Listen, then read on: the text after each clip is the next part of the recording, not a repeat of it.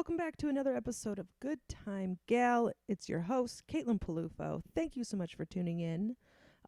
This week we have a fantastic episode with Wendi Starling.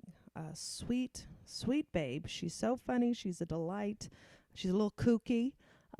This episode gets a little off the rails, but we have fun with it. Please check out everything Wendi Starling. She's so funny. She also has some podcasts called Pussy Fart Gang and I Love You, Please Stop. Both fantastic. I've actually been on I Love You, Please Stop. We get very personal. We have a good time. Make sure you check that out. And she just had a short film come out called Dwell, and it's available for free on ChristinaHutchinson.com. So go ahead and check those things out. Thank you so much for listening to this episode. You can catch me on the internets at Caitlin Peluffo on Instagram and Twitter. And make sure you follow Good Time Gal Pod on Instagram. And rate, review, subscribe, tell your friends, the whole shebang. I need you. I need you. Okay? Well, we all need each other. But I hope you're staying healthy, happy, and all that jazz. Thank you so much again, and please enjoy the wonderful Wendi Starling. That's beautiful. Good job, Wendi. You're a star, baby. It'll make it easy to sync up if I announce that's how we open, because I do my podcast, the Pussy Fart Gang. We do it remotely. And so we always start with, I'm recording. Okay, I'm recording. We are recording. We're doing it. Yeah, that's a good way to find it. This will be the first time I have to sync them together, so this is exciting. Yeah. I feel like we're going to learn a new skill. I know. I can actually do it because I do it all the time. So you could send me your MP3. I can sync it up and send it to you. Wow, you're incredible. Look at you. I mean, she's generous. She's beautiful. She's tech savvy. Oh, what an angel. And she's filling time on the show. And look at, neither of us have even mentioned that we're under quarantine. Yeah, no. Oh my God. Yeah, this is quarantine. Where are you? I'm in my apartment on the Upper East Side. Very nice. But where were you before this? I have a friend who lives in London, and they were in town working on Broadway for a while because they had 4 shows on Broadway, and then oh my God, and then the virus hit and everything just fucking closed. Oh my God. And then the travel ban happened, and so they had to flee to London. I mean, last minute, jump on a plane. Oh my God. Yeah, that's so scary. Super scary. And he was in one of those. They do the temporary rentals, and so he was in one of those in Chelsea. That's very. It was very fancy. It's a super expensive apartment, but so it was paid for the next 2 weeks after he left and through the 28th. And so I'm like, I'm just gonna fucking stay here before I. Yeah. That's amazing. Oh, and you had it all to yourself? Oh yeah, all to myself. It was a 1-bedroom, so there are lots of different places, big kitchen, so it was nice. And now I'm back. I love my apartment. I love my studio. I'm lucky to have it. Mm-hmm. It's nice that you're alone, because that's the big thing. Yeah. Yes.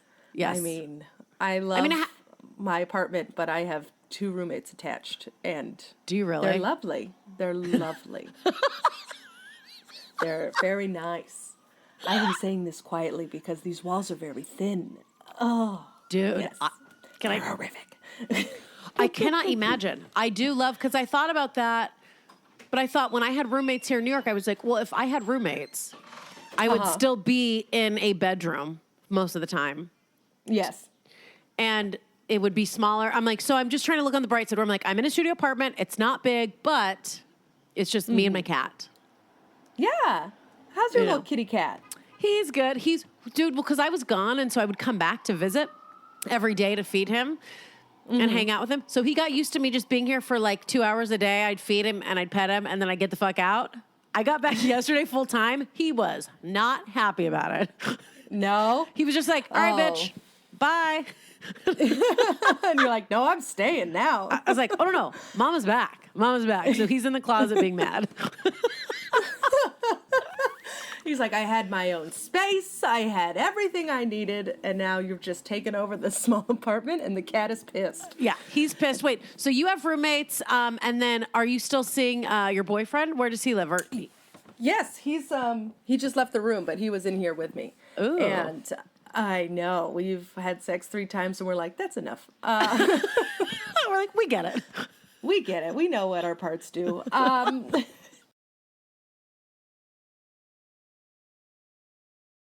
It is wild to see, because I went out because I'm on the Upper East Side. And so I had to go get my allergy medication and pick up some paper towels. So I was like, I'll walk along the East River. And I go out in full gloves and a face mask. And I expect anyone else, if you're outside, you should be doing the same. Yeah. People on the Upper East Side are just families out, no gloves, no masks, having a good time, getting pizza. People are just jogging, no protective gear. I'm like, what the fuck are you monsters doing? Yeah, so New York is real fucked. Yeah. Yeah. There's a reason that we're number one. We're number one. It is.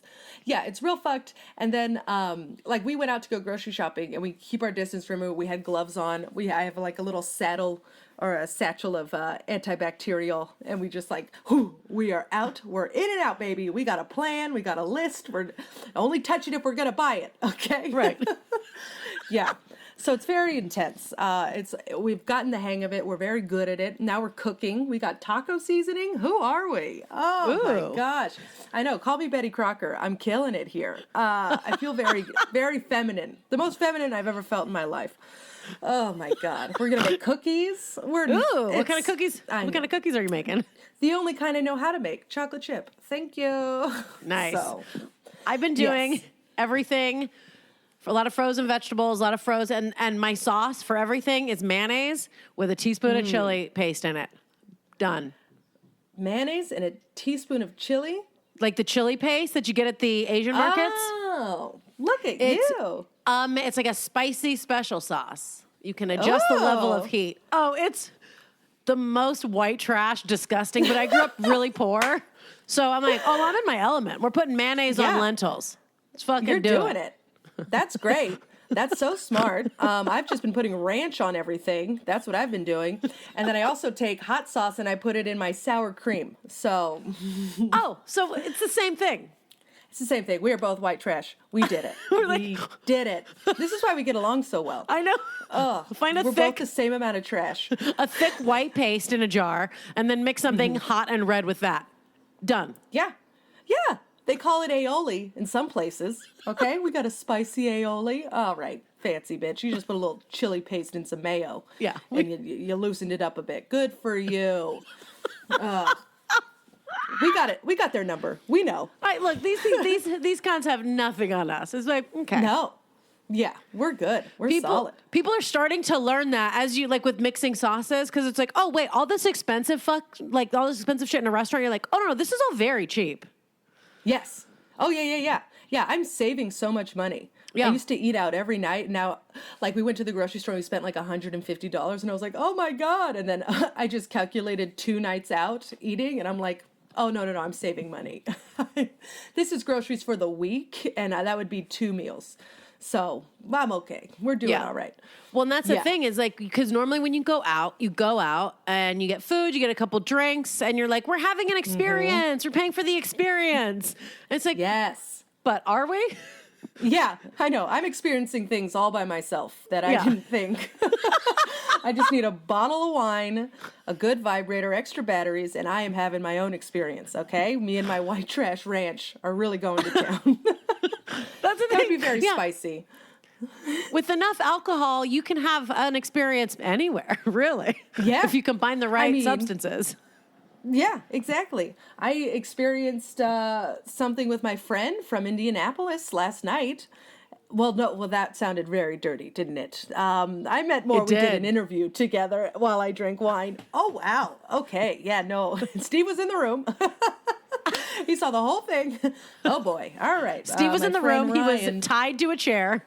Yeah. We made him watch. To watch. And he was like, why do I like this? And he's crying, but he's fully erect. Oh, yeah, poor guy. Oh, I developed a fantasy I didn't even know I had. That's very fun. He's just like, this is the experience now. Okay. Yeah. Roll on. Yeah, we're running out of ideas. It's quarantine. Let's keep it spicy. Get the mayo. We have fun. Oh, the little snorty poo. Oh, isn't it great? Have you been drinking during this quarantine? Only at night. Like, not as much as you would think. Like, because it's not out. Because there's the thing is, like, drinking is fun with people, and when it's like a thing that you're doing. Yeah. And I thankfully went down that rabbit hole like 2 years ago, where I was drinking by myself a lot out of sadness. Yes. And that's when I took a year off of drinking. So I thankfully have already had the experience that a lot of people are just having right now, which is like, oh, we're depressed and anxious and we're not leaving the house and we're just going to drink all day. And it's like, oh no, been there, done that. Not all it's cracked up to be, you know? Like, good for you, Wendi. I've gone through that as well. And then now I'm drinking, but not to excess. Like Steve and I share a bottle of wine at the end of the day. It's like 2 glasses of wine and we're like, look at us. We're so fancy. And then we make dinner and then we go to bed. But yeah, no. Yeah, 3 years ago, I was like, I'll just have this whole bottle of wine by myself. And this is what magic is. It's called self-care. It's like, no, you have a problem. Yeah. That's what it is. You go off and on the booze a lot, though, right? You're sometimes on, sometimes off. Yeah. What's your situation? Yeah, I mean, I go off and on. Well, once it starts to, it's like anything. It's even like with food or with anything. If I'm doing something and it's impeding my productivity, yeah, and and if that's the only thing I'm focused on, then I'm like, well, then we have to stop doing that. It's no longer, because then it's like and we've talked about this I know privately, but like, it's like anything. With anything addictive, when it's fun, because all things that like are addictive start out as like a fun thing. You're like, oh, this is fun. Yes. We're having drinks. Oh, this is fun. We're doing some drugs. Oh, this is fun. We're having, dangerous sex in public places. Like this, like you do.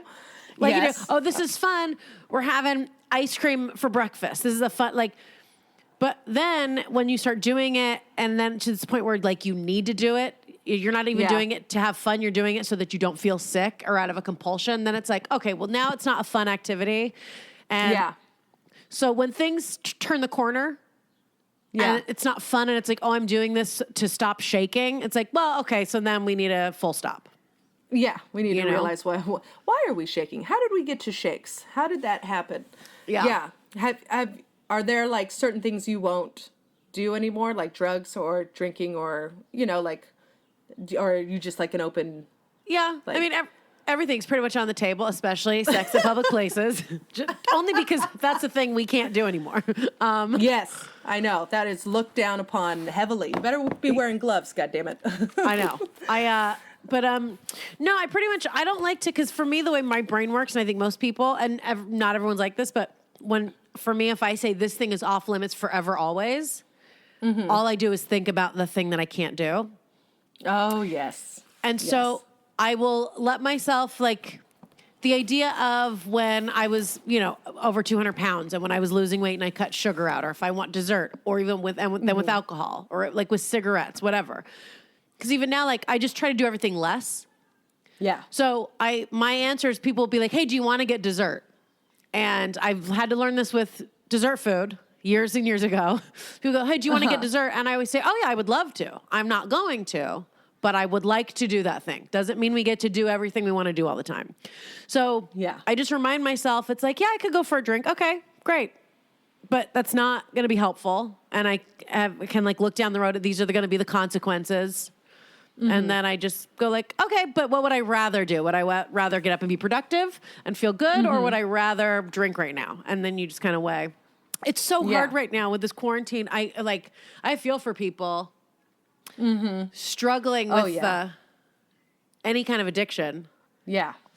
Yeah, because there's literally no escape. There is nothing to take your mind off of it. There's only the news, which is terrifying. It's not helpful. And you just, full spiral. I mean, I realized that comedy was an addiction of mine because the first week I got so depressed. I was just like, oh my God. And like, to the point where I was like, what if I can't do this ever again? And I had like a full like, boom. And I was like, I talked to Steve, who is also a comedian. I was like, do you feel sad? Like this, like aching, like jonesing, like how am I going to get on, like feeling from comedy? And he was like, oh yeah. Like, I feel like all comics kind of have it to an extent and it hits us at different spots. Mine was like that week. I was like, I got to do something because I'm shaken. I'm so drained and so sad. Yeah. Well, it's I had that the other day. I've been like, I'm so glad we're doing this and like, thankfully having like podcasts so we can do that and give ourselves some kind of structure. Yeah. But I noticed that for me, I'm super introverted, like massively. Mm-hmm. I do not like parties. And I just it drains my energy. So I like to be alone in a little space a lot of the time. Yeah. And my only social interaction was stand-up, which is part of what I love about it. I mean, I love doing stand-up because I love doing it, but also that was the only time where I'd be like, you have to leave the house, you're going to work.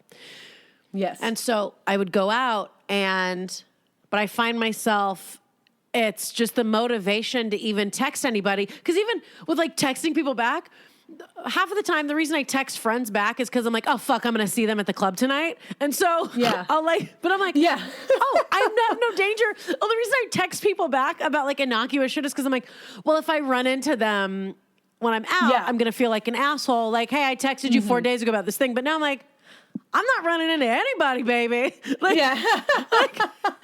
I can be the asshole I was meant to be. Right. And if I don't text them back, I'm like, but now social media is that. So I'm like, I just stay off social media, which has actually been very helpful. But oh, that's good. Yeah. Yeah. My family is in California and they're very worried. And so they've been constantly contacting me and stuff like that. And I find if I don't post on social media, they worry more, and then I get more calls, and I'm like, okay, all right, well, I'll just post once a day, just so you know I'm alive. It's just you holding up a newspaper. Yeah, it's like, I'm still good. He hasn't killed me yet, but you'd understand if he did. I'm very noisy. Yeah. But the one good thing I feel like about drinking at home is that no one can see you do anything embarrassing. Which, oh boy, you know what I mean? I know. Yeah. Well, until we do this. Until we do, well, exactly. Well, that's the thing is like, no one can see you do anything embarrassing as long as you keep your phone far away from you. Like that's, and thankfully I have that trigger. Well, I was thinking about this because I was trying to think because I've done so much dumb shit when I'm hammered. I mean, one of the most horrific things that ever happened to me when I was drinking, I still drank for like 2 years after this. We never learn our lessons. No. Only one time did I get really drunk and post like a picture where like my nipple was out. And that was like 5 years ago. But now I'm sure they looked great. Well, they looked great, but now it's like that's how you get an endorsement to sell like protein bars. So I should... That actually you missed an opportunity. That's the move, is because all these people that post all these like, like thirst traps, because I never do it because I'm like, I'm a comedian and I use my brain. And now that we're not doing shows, I'll be like, fuck it. But I'll just be fully stone cold sober and just post like pictures of my open pussy and be like, oops, I had a White Claw. Like, and get a White Claw sponsorship for sure. I think that's very smart. All right, Wendi? Yeah. Upgrade that studio. Get a 1-bedroom. Go nuts. Yeah. I like it. It's like the pink gash brought to you by White Claw. Yeah. Grapefruit favored. Yeah. It's like, oh my God, is that a period or it's all fake? Well, it can fake period blood with mayonnaise and hot sauce. It works for everything. It's a dip. It's a dip. Come dip stage your carrot, makeup. fellas. Oh my God, the Olaf carrot, dude. And this is a callback to when Caitlin was on my podcast. So get with the program, assholes. Hell yeah, we're doing it. But what was the thing that happened and you kept drinking for 2 years? What'd you do? This is actually so embarrassing that I don't think I've ever fully told the whole story because it was mortifying. Like, okay, so this was like this. I was in a story. So this is maybe like 5 years ago. I was in. Okay. It was Jim Jeffries. Shout out Jim, is a comic. Hi, Jim. And I've known him since I worked in Florida at the Improvs there. I would MC for him, so we became friends. Yeah. He came through and he was at the Beacon here in New York. And Jim is a good time guy.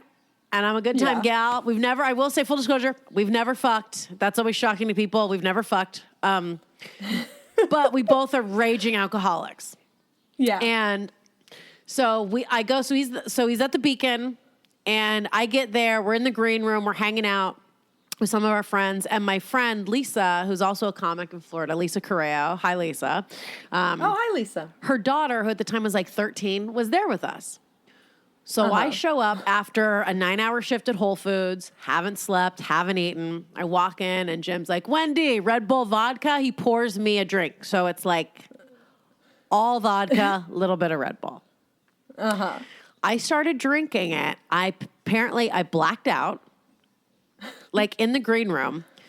And I kept saying to people over and over, I blacked out and I was like, I want to get some cocaine and I want to get fucked in my ass. So I'm saying that in the green room. And it's like probably like it's like 7:45 at night. Like it's like, or the first show was 8. So maybe it's like before 9 o'clock at night. And I kept running up to my friend's daughter who was 13 and I'd be like, Josie, do you have Coke? Tell me, do you have Coke? Do you have Coke? And she was like, and I was so fucked up. And then they got, like, Jim had food delivered to the back so that when he got in between shows, he would have food to eat. It was like noodles or something. Food came. Apparently, I was being such a maniac that I just started eating his food and I just had like noodles all over my fucking clothes. I was making a mess while he's on stage doing his show. So he's on stage. I'm destroying his green room. And they're like, okay, well, we got to take her. And I was just being a mess, like throwing noodles places, asking people. I was asking 13-year-old children to give me drugs and or fuck my asshole. And so... And it's a weird because when you're in a blackout and it's like the blackouts are the wildest because you are fully, it's not when you're like kind of drunk, you get like tired. If you don't black out, you're just like, oh, I'm drunk, but I'm sleepy. But a blackout, and you've blacked out, right? Oh, for sure. Yeah. Like it's such a weird thing. One part of your brain clicks off, but the rest of your brain is up and awake and ready to do shit. Yes. And that's what's so scary. You know, it's that dead eye. Yes. So Forrest Shaw, who's a comic, I'm just name dropping in the story. So Forrest, who's Jim's best friend and Jim's opener, Forrest was there. He walks off stage. He comes back, does stuff, and I've just gone off the rails. Yeah. In like a few minutes. And so Forrest is like, okay, we got to get you out of here. We're going to take you to the after party, which was at the Ace Hotel. Okay. So he's like, let's just get you to out of the building and get you to where the after party is. Jim's friend... Again, sorry, this is so name droppy. So Brian McCarthy. Brian is a blind guy. He also does comedy. He's got radio shows. He's a friend of mine now. So now they're making calls, and this is why it's good to have like friends that are degenerates. I don't know if it's good or if it's bad. It is what it is. Normal people would be like, "You're fucked up. We need to get you home." Yeah. Comics with drinking problems who also want to party are like, look, Wendy's fucked up. Let's get her to where the cocaine is. Let's get her safely to the after party. 100%. That's what happened. Oh. So Forrest is trying to walk me out, and we're trying to walk back to the back of the Beacon to the elevator. But I was in such a blackout, and he like let go of my arm for 2 seconds, and he told me this months after the fact, and I was like, my body, like I was. My breath was taken away. I'm like, thank God that didn't happen. So as we're leaving and you're walking backstage at the Beacon, and I'm telling you this as someone who's been there but has not been there. Do you know what I mean? I've been told this is what the backstage of the Beacon looks like. Yeah. I have no memory of this. I was there. My brain was not. Yes. Yeah. You're walking back, and as you're walking between, so if you go to the left, they're the elevators that take you down to go outside. And if you turn to the right, there are curtains which lead to the stage. Oh, no. We're walking to the elevators. Forrest lets go of me for 2 seconds to go press the buzzer on the elevator. My blacked out ass made a right, and I was trying to figure out how to get through the curtains where Jim was on stage performing to a sold out theater. And there were like 2 levels of curtains, but I'm fucking with the curtain. And Forrest, he said he like ran and grabbed me and was like, holy fuck. He's like, he goes, I'm worried that like if you would have walked on stage drunk, like you would have been so embarrassed, you would have committed suicide. I'm like, probably. Oh, God. What a fucking close call. Yeah. What do you think Jim would have done if you came out? I don't know. I think, who fucking knows? He's an animal. He probably, I don't know. I don't even want to think about that because it's like, he probably would have been upset, but also just made a joke about it. Yeah. But how fucking embarrassing. Yes. Embarrassing's not even. Oh, for sure. Like, that's life-ending embarrassing. So I again, don't know about instead life-ending, but. So again, this is what I do about comics. Instead of Forrest taking me downstairs and being like, I'm putting you in a cab to your apartment.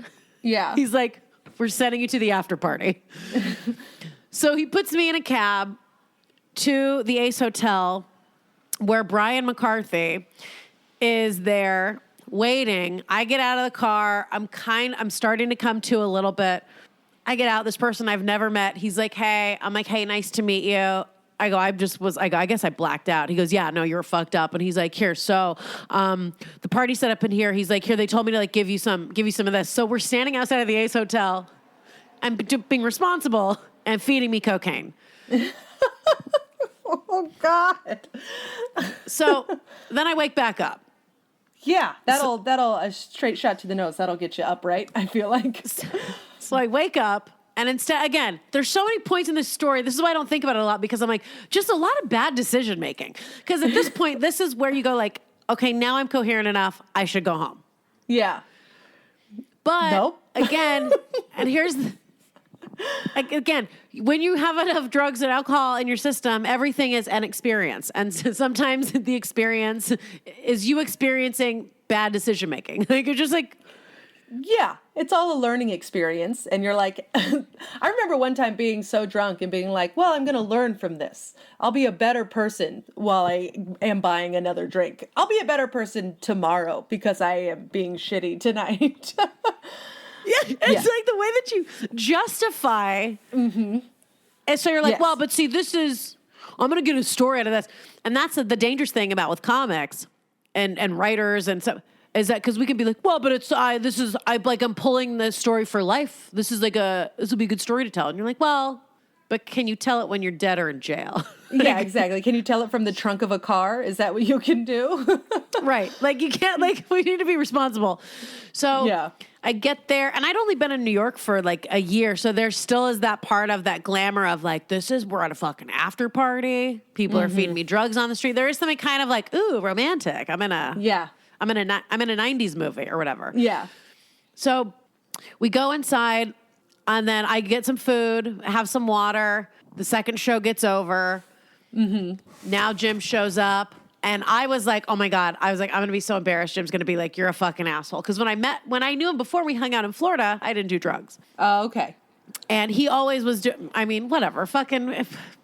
I'm not. He talks people, about it. There's, you know what? There's a pandemic. If I talk about him doing drugs, people can't get over themselves. Yeah.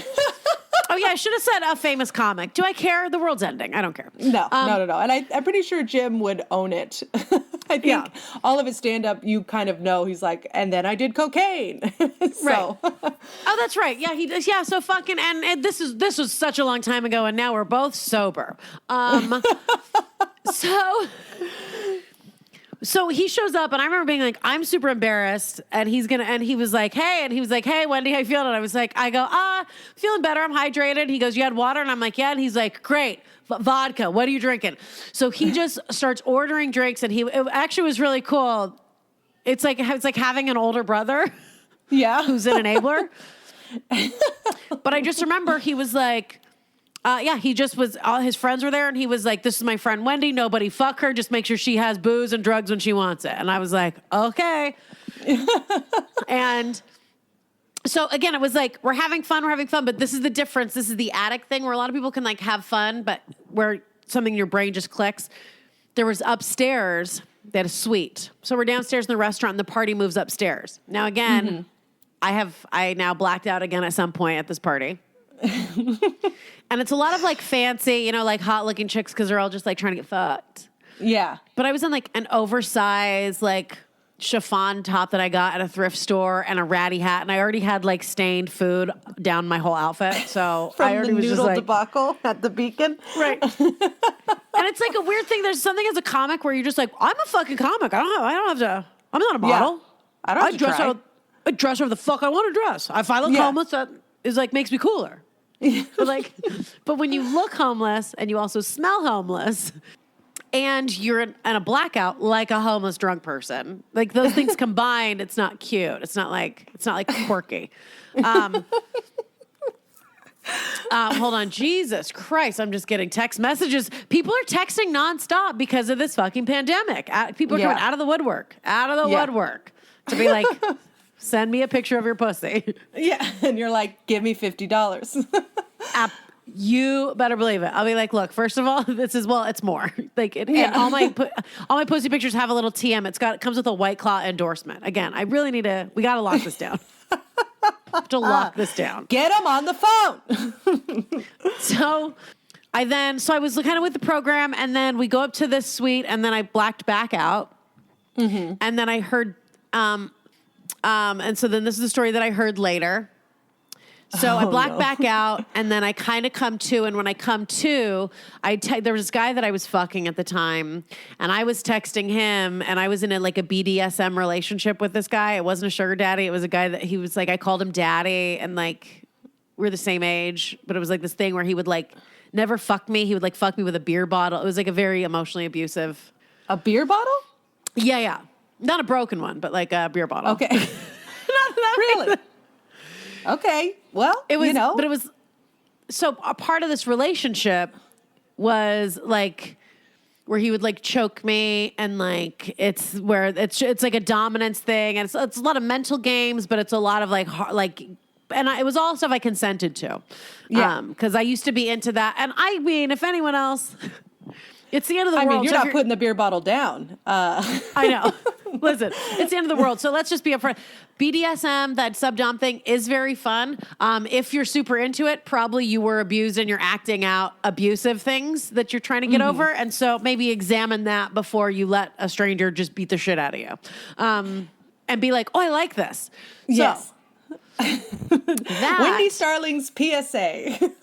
Isn't that nice? Just for the end times. These are all the famous people you know that do drugs. And if you like getting choked, your dad probably raped you. Anyway. Oh, Jesus. Back to, what were we talking about? Drunk stories. You were at the Ace Hotel. Yeah. Something. We went off the rails. Yeah. So I black out, and as I come to this guy that I've been texting, that I've been seeing for a while, I texted and he was like, where are you, you fucking whore, or whatever. And I was like, oh my God, daddy, I'm here. And so he shows up to the Ace Hotel, and he lived a couple blocks from me in Astoria. So he shows up, and I remember kind of coming out of a blackout and seeing him, and everyone's like, oh, is this your boyfriend? And I'm like, kind of, whatever. And so then he's like, all right, I'm going to get her home safely. And I was like, okay. And it was a weird thing. So there's a caretaking thing in the BDSM relationship. So there was something where, so he was like, we took, here's the other fucked up thing. And I just thought about this, and now I'm mad. I was super fucked up. We should have gotten in a cab. We took the train. Oh, God. Excuse me? Oh, no. Yeah. And I remember, because this was the fucked up part. So we take the train, and he's like, I'll get you. And we got off at the Astoria Ditmars. Astoria Ditmars, when you get off, it's the last stop. It's a long, like most train stops, the long set of stairs going down. I was in high heels. Oh, no. And fucked up. And as we're walking down the stairs, I started to trip. And I remember that I fell, and he didn't catch me. And I fell down to like one of the flights of stairs, kind of on the ground. And he walked over, and he was like, you sloppy bitch, you sloppy bitch. Oh my God. I know. And I remember being like, this is fun. This is fun. But Oh no. It's like, but again, when you are like, again, now I did learn from that experience. I didn't see him very much longer after that because I was like, this seems not like a caring relationship, you know? Yeah, no. And so he got me home and put me in bed and like there was no beer bottle fucking or nothing crazy like that. But I just was like, I was so tired. But he let me fall down the stairs, which I thought was really fucked up. Yeah. But that was his way of being like, he's like, I don't even have to punish you. This is just, you know, the universe punishing you for being such a bad girl. And I was like half drunk and like coming down off coke and just like bruised. And I had to be like, yeah, daddy. I'm into it. God. Meanwhile, you're like, I'm not into this. I hate this. Right. So I was like, I thought that was it. I was like, okay, that was a pretty terrible night. Right. And then, so I wake up and my roommate, her daughter, my roommate Lisa at the time, her daughter, the 13-year-old, was staying with us. Oh, no. The one that I'd asked repeatedly for drugs and an ass fucking. Yeah. You got a beer bottle, kid? Huh? What about Coke? Huh? What do you got? Not regular Coke. I like Mexican Coke. Those bottles are slimmer.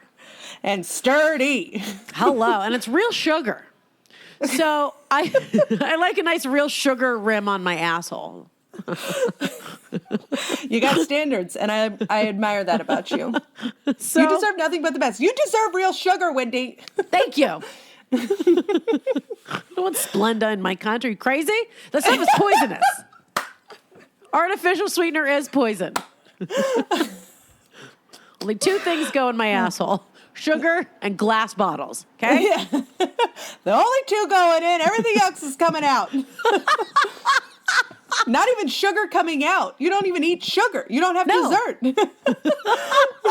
Sugar only goes in the butt, all right? Does not come out. You get the sugar high without the calories. That's another tip for the apocalypse. I think you should make a book, okay? All right? Wendy's Guide to the Apocalypse. It's terrifying. Examine why you're in this BDSM relationship and sugar goes in the butthole, does not come out the butthole. Right. That's it. I'd buy it. I think it's great. Then it's just 2 pages. It's just those 2 things. And then, and then a lot of pictures of just us, because you're part of this now. It's pictures of us just naked with White Claw. Yeah. Okay. That's it. Full spread eagle. All right. I love it. Game on. I'm in. So I thought, I was like, that was really embarrassing. So I wake up in the morning and I'm obviously so hungover. And I had to like face, and now at this point, I didn't remember being blacked out and asking my friend's kid for coke and butt sex. Yeah. I did not know any of that happened. So I wake up and all I remember was like blacking out in the green room, waking up to do drugs at the Ace Hotel, blacking out, waking up, and falling downstairs. That's all I remember. Yeah. So I wake up and I got to face my roommate and Lisa. And I'm like, hey, man, and she just looked at me like she was like so concerned. And I was like, what's going on? I was so drunk. And her daughter was like, hey, and like hiding in the room from me. And I was like, what's going on? And she was like, okay, I need to talk to you. Like you have a problem. And I was like, what's going on? Oh no.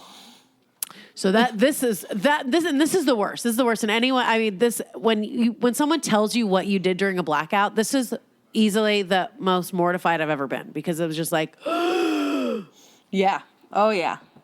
Yeah. Especially the seriousness of, we need to talk. It's like, oh, this is, I've done something.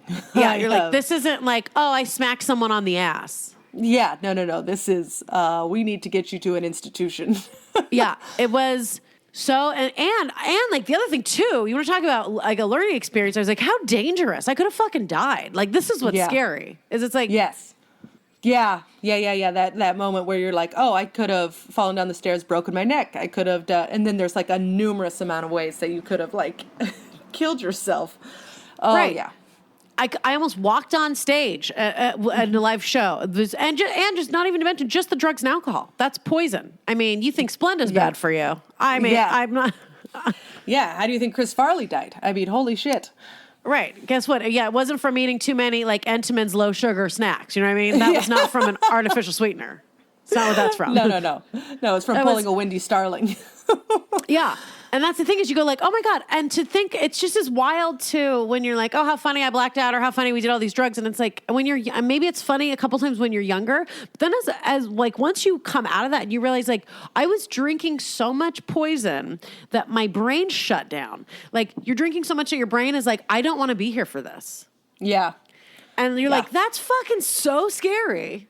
Yes. That you would be that fucked up. And like it's a weird thing because you look at like in public because it's scary because you're out in the world. But then a lot of people right now are probably doing that like in their homes by themselves. That's fucking scary because you have no one to save you. You know, if you're going to choke on your own vomit or whatever, like it's fucking, you could hit your head on something like, oh, but so that's not to be serious for a minute, but like it's fucking scary. Yes. Yeah. And so Lisa was telling me, so she tells me about the Green Room incident. Where I was like hitting her daughter up for drugs. And I was like, ugh. You know, and she was like, people were just walking in and there was food. I was like, oh my God. And I had a couple pictures in my phone that I managed to take that I saved because I was like, I don't remember taking these. And it's like, it's like scary because it's like your brain, it's like a zombie. You know, you're an autopilot. Yeah. And she goes, and at the after party, I go, yeah, because there was blood on my shirt. It's like a white chiffon thing. Oh no. And so I thought that was from falling down the stairs. Yeah. And she was like, and she goes, no, at the after party, she goes, when we were in the suite, she goes, you were like in the bathroom blowing like this dude for drugs. And like people knew you kept going in there to like suck this guy's dick for coke. And then there was coke out on the table. They like had it all out, just like, you know, we're just like, oh, have some. If they had cocaine out, like they had like crackers. You know what I mean? Yeah. She goes, you were doing so much. And this is like a bit that I said on stage. I'm not going to run a bit on this, which I should have, but I feel like we're having a real conversation. So the bit that I got this thing where I'm like, oh, I got a joke out of it. But the joke is where I'm like, what, you were doing so much cocaine that first of all, it was rude because like there were other people there and you did not pay for it. Like, so it's like being a bad party guest. But also I was doing so much blow that I just was like, just taking just the whole fucking table just to the face. And I would come up. And then my nose would just start bleeding down my face. And I just wipe it. She goes, your nose bled all down your face. And you just wiped it off with your shirt and went down for more. Oh, my God. Yeah. Oh, my God. And people are just like, yeah. It's so like, it's an embarrassing story / like fucking super scary. Yeah. Oh, my God. And like the scary, it just is like, and the scary thing about that is like, it's one of those things where the part of addiction that's gnarly is like, so when you're in that situation, when you're fucked up, right? Yeah. The people that actually care about you are like, we got to go home. We got to get you home. But because you want to stay and party. Yeah. Like my friends that were like, hey, we should go home. I'm like, fuck you. You're trying to ruin my good time. You're just jealous because I'm the star of the party. But it's like, you're fucked up and you don't know what's happening. Yeah. And then the people that you think are your friends, like the people that are like, nah, fuck your friend. Come on, I got some more drugs. Like, fucking, let's get in the bathroom and suck my dick and I'll, you know, put cocaine in your pussy or whatever we were doing. I don't even remember what was happening in there. Oh, like, my God. Yeah. Yeah, but that your brain goes like, this guy's my friend and you're being a fucking buzzkill. Bro. Yeah. Mm-hmm. Yeah. It's why, and so it was just this weird, like, this realization that I was like, oh, I had no idea. And she was like, I was trying to get you to leave, and you just wouldn't leave. And so she was like, she's like, what? You can't make somebody leave. Yeah. Mm-hmm. You can't make them do it. And so, but then when this BDSM guy, the daddy guy, when he came, then he came and got me, and but I don't remember any of that stuff. Yeah. And our friend. It's crazy. And and then her daughter, and I was like, oh my God. And then her daughter had to like listen to this, and I had to be like, oh, it was one of those, no. Yeah. It's one of those things where like when you're the fun, because I would be like, have beers at the apartment before this happened. We'd be like drinking beer and we'd have donuts, and they were like and after I would put them in the freezer, which is again why I'm so prepared for this fucking apocalypse, because everything goes in the freezer and it lasts. Yeah. So I remember I would be like, come home from a show one night with a buzz and take donuts out of the freezer, and I would deep fry them in coconut oil and put ice cream on it. It's fucking delicious, dude. It's fucking delicious. And her daughter was like, and her daughter was like, go ahead, sorry. Oh, no, but I remember doing that, and her daughter would be like, oh, Wendy's super fun, and she's the fry master. But then 3 days later. Yeah. I fully spiral out. And then it was a sad realization of like, oh, I'm like I'm a train wreck and I'm going to die. Yeah. You know? I also think it's crazy that you have this lifestyle where you're doing this cocaine, you're drinking this much, and then you work at Whole Foods, which is just the poster child for healthy living, and it's like wellness and self fulfillment. Like and then you're just like, no, I'm gonna go do blow until my nose bleeds, and then I'm gonna work at Whole Foods.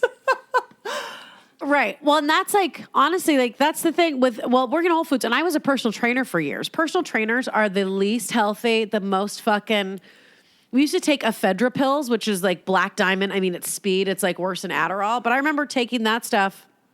Everyone would just like starve themselves and take speed and work out. And then we'd have like 2 nights a week. You just like binge until you feel like your belly's going to explode. So it's the same reason that like therapists and a lot of psychologists, those people are like very fucked up. But I think it's because they are able to be helpful because they know what they should do. Yes. But there's a difference in having the information versus engaging in the activity. Like you can know a lot. Like, yeah, we know what to do. You know, when I was overweight, I knew how to lose weight. I right now know that eating a bag of M&Ms is not going to help. Like, I know I should be doing push-ups in this apartment to help with depression. Yeah, I know, but it's actually doing it. Right. You can know what to do, and it's very easy to like tell other people what to do. Yeah. But yeah, oh no, that's for sure. Most people that like in like the wellness business are either recovered addicts or like actively engaging in dangerous behavior. Yeah. You know? But yeah, after that story, I was like...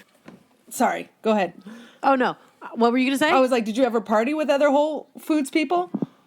Oh, yeah. Yeah.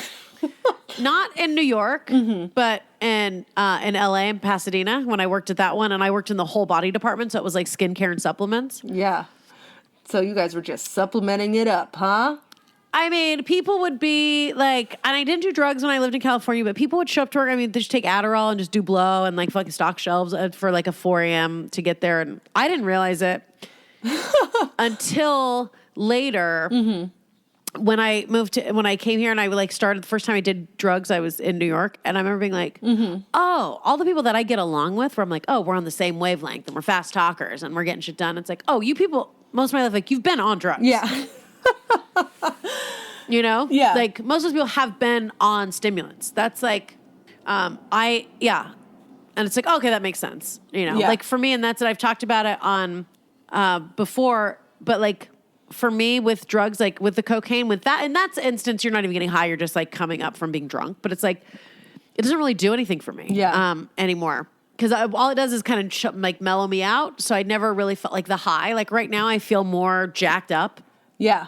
And revved up right now. And I had, I did eat a healthy lunch, but then I had a half of a sugar-free Red Bull. And you are awake.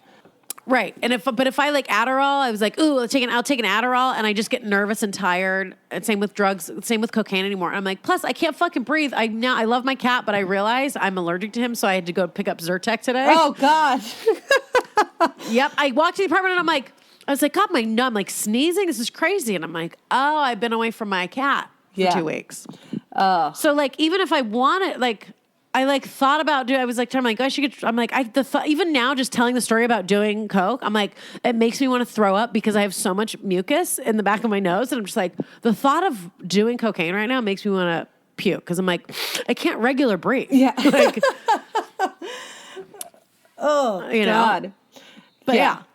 Well, you survived. You survived that. I did. Harrowing tale. And I got one joke out of it, and a story for this podcast. Yes, thank goodness. And you're about to get a book deal out of it. Okay, Wendi Starling. I know. Well, how about this for a title? Apocalypse. Done. There we go. I like that. That's very smart. I think you should do it. Thank you. See, we'll just do shitty portmanteaus. Call people out. Tag this. If you know someone who's famous and does drugs, tag them. Yeah. Tag them. And then we'll know all your dirty little secrets. Oh, do you still talk to Jim? After that night? No, the last time, I mean, like here and there, not on any kind of regular basis. Like we're like, we knew each other and like we were friends. But I remember after that, I was so embarrassed that I was like, hey, like if I needed something, I could reach out to him or chat, but it's not something where I'm, like we're like, oh, we're buds and we talk every single day. It was like, no, we work together. And then when he was in town, and I'm friends with, we have a lot of mutual friends. Yeah. So like I did his show when I was in LA, his podcast when I was in LA last time. Yeah. But we're not like super, we're not like, I have to FaceTime you every night before I go to sleep where Well, I just mean like he didn't shun you from it after that experience. No. Oh, here's the thing. Oh no, it's the opposite. Oh, this is the other thing this is what's great about, it's a weird, again, you want to have a healthy balance between like making sure your friends and people in your life are healthy and not shaming them, but also then you don't want to like encourage the behavior. But I was so embarrassed. And I remember his buddy, Forrest, his opener, who was at the party and saw all this shit. He came and also talked to me separately. The next day and was like, or he called me. We were on the phone because they flew to another city. He called me. And was like, I'm worried about you. You have a problem. We thought you were going to fucking die. Oh my God. And I was like, I'm so embarrassed. I'm mortified. I go, Jim probably hates me. And Forrest goes, well, no, that's the problem is that we're with Jim. So no one is really stopping you. And he goes, oh no, they went to breakfast the next day. I go, did he say anything? Does he like totally hate me? And Forrest goes, nope, Jim's an asshole. And we woke up and they went to breakfast. And apparently his response was, Forrest said, I got to call Wendi. Like I'm worried about her. And Jim's response, according to Forrest, was, yeah, fucking Wendi was lit last night, huh? That was fun. And I contacted him the day after to be like, hey, I'm so sorry that I was a fucking asshole at your party. And he was like, no, it's fine. I'm glad you had a good time. It was fun hanging out. Like, that was the response. So I was not shunned. Yeah. Well, I mean, that's good. I don't know. Yeah. He's a very nice person. And but that's like the most horrific. Yeah. That's the most embarrassing where it was just like to be, embarrassing / terrifying. Yeah, but at least, I mean, I guess the nice takeaway is that you do have two friends who talked to you afterwards, who wanted to make sure you're okay, who cared about you enough to check in. So, right. There's the whole terrifying, I almost died, I almost killed myself, I'm out of control, but also I have nice friends. Yeah. And it is nice. And it's something too, like, and I feel like if people listen to this, they might be, since this is more of like a serious story, this again is not like, if you have a story like this, this is addiction. Yeah. You should probably take a fucking break. Yeah. Get that checked out. See? So we got to look on the bright side. I did this shit years ago. So that now that I'm under quarantine, I understand like the ramifications. Yeah. And look at that. And you survived. You're here. You're wiser. All right. And you're not doing blow in front of your cat. You're doing great. I know. It's great. And my sinuses are permanently fucked up, probably partially because I'm allergic to my cat, if I'm being honest. Also, I think because of doing drugs because I did it for a short amount of time, but I did it a lot. Yeah. And so that fucks with your nasal passages, kiddos. Fun fact number 3. You're so wise, Wendi. You're so wise. Well, thank you for doing this podcast. Thank you for having me. You really this are is so fun. A good time gal. Yeah. I like it. So fun to talk to you. Yes, I know. To actually see your pretty face. Oh, you're doing great. You're thriving. You're killing it. 2 glasses of wine a night. I'm proud of you guys. Thank you. I'm pretty proud of us too. Yeah, I mean that's the benefit because I think a lot of people that haven't had the experiences of like binge drinking the way that you and I have. Yeah. Now are doing it. Yeah. I think that's the danger is that people now are starting to be like, I got to check out. And it sounds weird, but it's like, now's not the time to check. I mean, Don't get me wrong. A hangover is a great way to kill 4 hours of your day if you're trying, but it's like, now is the time to like, and I know it's, but just to like be aware of like a little bit aware of like what's happening and like how can you help and what are, now is not the time to look, once we get society back on track. Yeah. Then fucking go nuts. Do it up. Yeah, you're supporting bar culture if you go out and get drunk, okay? You're just supporting the workers. But wait till it's social when there's tons of people around who can be like, hey, don't do this. Yeah, wait till you have friends so that it's not just like you taking shots in the mirror. Yeah. Like,